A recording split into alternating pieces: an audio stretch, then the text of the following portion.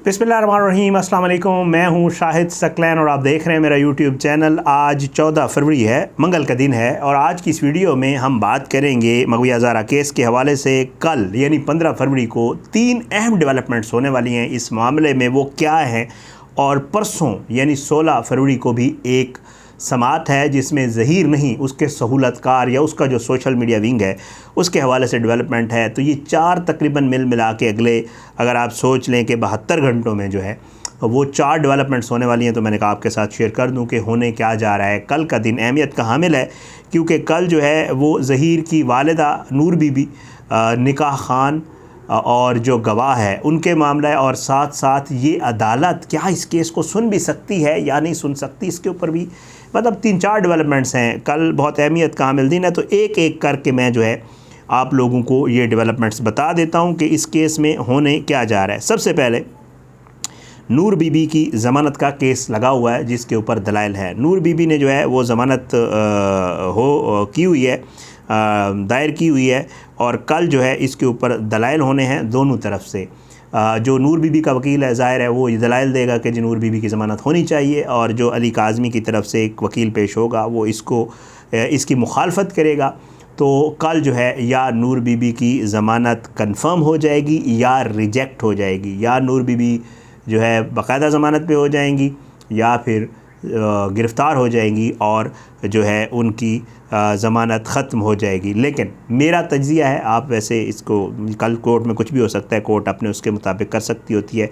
अगर पिछले मामलात देखें और सूरत हाल देखें तो नूर बीबी की ज़मानत मुझे लग रहा है कि शायद कल दलाइल के बाद जो है वो हो जाएगी कंफर्म। बहरहाल बाकी कल देखते हैं। अच्छा, एक और चीज़ जो कल एक और होनी है वो है जी जनाब आपके 265 के, यानी कि जो दरख्वास्त दी गई थी एक निकाह खान और गवाह की तरफ से, एक निकाहनामा मौजूद है जिसमें बाकायदा तौर पे फोर्जरी करके गलत बयानी करके बच्ची की उम्र 18 साल लिखी गई थी। उस निकाह खान और गवाह जो पहले ये कह चुके हैं कि जी मेरा निकाह वाला फार्म जो है गलत इस्तेमाल हुआ है, फिर कहता था मेरा अंगूठा नहीं है, फिर कहता था मैं इस्लाम के लिए काम कर रहा हूँ, पता नहीं क्या कुछ।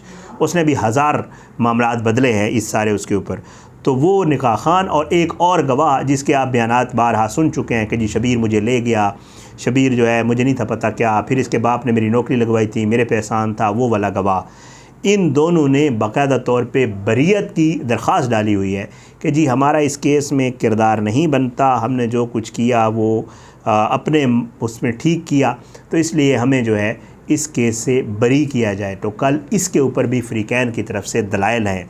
तो कल नूर बीबी के बाद गवाह और निकाह खान इन दोनों की भी बरीयत की जो है कल है अपना दरख्वास्त। इस मामले में मैं आपको यकीनी तौर पे जो मेरा तज्ज़िया है जो मैं आपको बता सकता हूँ इन दोनों की, बाकी तो कोर्ट ने फ़ैसला करना है, हम थोड़ा देखते होते हैं चीज़ों को और केसेस को भी देखते होते हैं कि जी और केसेस में किस तरह की मिसालें मौजूद हैं। तो आज तक जो मिसालें मौजूद हैं उनके मुताबिक लग नहीं रहा कि इन दोनों साहिबान की ज़मानत होगी, क्योंकि कभी ऐसे नहीं हुआ कि फ़र्द जुर्म आयद होने से पहले मुलज़मान की बरीयत हो जाए। ज़मानत अलग चीज़ होती है, बरीयत केस से ही खारिज कर देना कि जी तुसी बड़े चंगे लोग हो, तुसी ठीक कीता सी, तुहाडी मेहरबानी तुसी कर जाओ, ये वाला सीन नहीं हो रहा।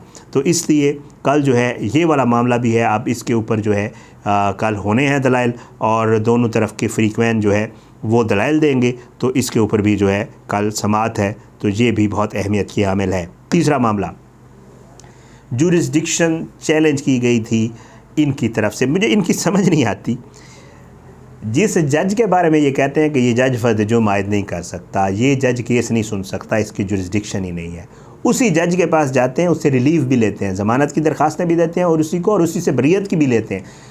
अपने मामले में ठीक है, उसी जज से सब कुछ किया जा सकता है, वो जज सुन भी सकता है, वो ज़मानत भी दे सकता है सारा, लेकिन जब फ़र्द जुर्म आयद करने की बारी आती है तो जज नहीं सुन सकता। ये पता नहीं कोई इनका कानून मुझे तो आज तक समझ नहीं आया कि जी जो मामला आपकी फ़ेवर में जाए या जो मामला आपको लग रहा हो कि आपको करना चाहिए वो आप उसी जज के पास ले जाते हैं और कहते हैं जी आप हमें छोड़ भी दें, आप हमें ज़मानत भी दे दें, आप हमें केस से बरी कर दें। दूसरी तरफ एक दरख्वास्त डाल देते हैं कि जैसा तुझे आपकी जुरिस्डिक्शन ही नहीं है, आप सुन ही नहीं सकते। तो ये जो है कल इनकी भी जो है जुरिस्डिक्शन वाले मामले के ऊपर भी दलाइल होने हैं। तो कल पता चलेगा कि जज साहब ये केस जो है वो सुन सकते हैं, नहीं सुन सकते हैं, क्या एतराज़ात हैं, उन एतराज़ात का क्या मामला है, क्या कुछ है।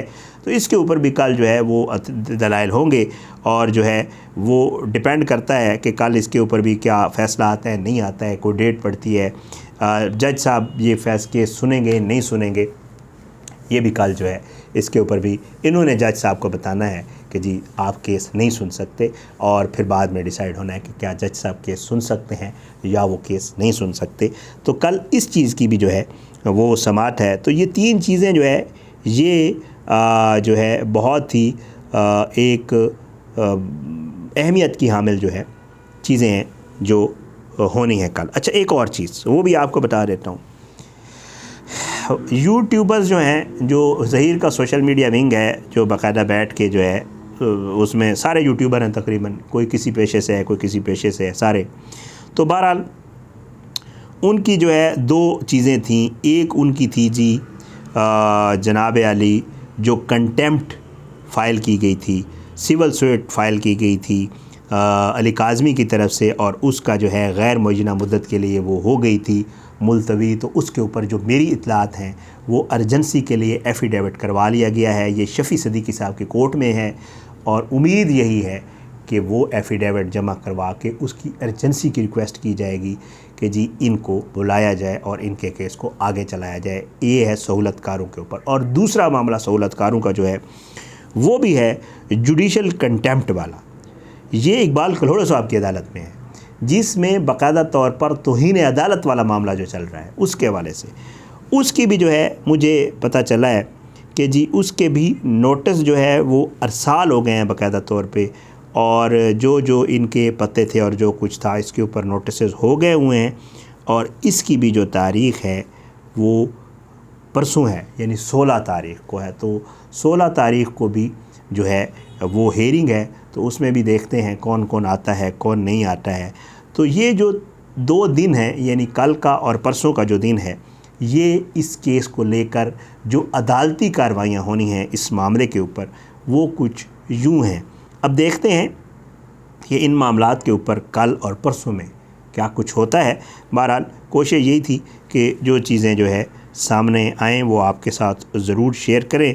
बाकी आपको पता है कि जी मामलात चल रहे हैं दूसरी तरफ से, और सब कुछ कहा भी जा रहा है और सब कुछ हो भी रहा है, लेकिन इंशाअल्लाह फैक्ट्स के ऊपर जो चीज़ें होती हैं ज़ाहिर है वो सामने आती रहती हैं। और आज तक जो बातें कोर्ट से रिपोर्ट हुई हैं या जो बातें बताई गई हैं वो बाकायदा अल्लाह का शुक्र है वो ठीक हुई हैं।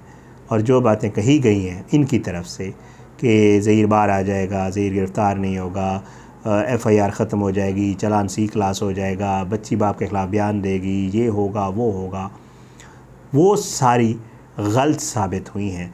लेकिन फिर भी वो कहते हैं ना, डीठ की कोई दवा नहीं होती, ज़ाहिर बात है, बंदा डीठ हो, इज़्ज़त आनी जानी चीज़ है। तो डिठाई से कहा जाता है कि जी हम सच्चे हैं और हमने बड़ा काम किया, बड़ा तीर मार लिया, और आज तक जो भी कहा सच हुआ है। हालांकि आज तक कुछ भी सच नहीं हुआ जो भी कहा। तो देखते हैं आगे क्या कुछ सच होता है आने वाले दिनों में इंशाअल्लाह। लेकिन एक चीज़ बड़ी कन्फर्म है, और वो इनको भी पता है और वो हमें भी पता है और वो आपको भी पता है कि जिसने जो जुर्म किया होता है उसकी उसको सज़ा मिलनी होती है, मिलनी भी चाहिए।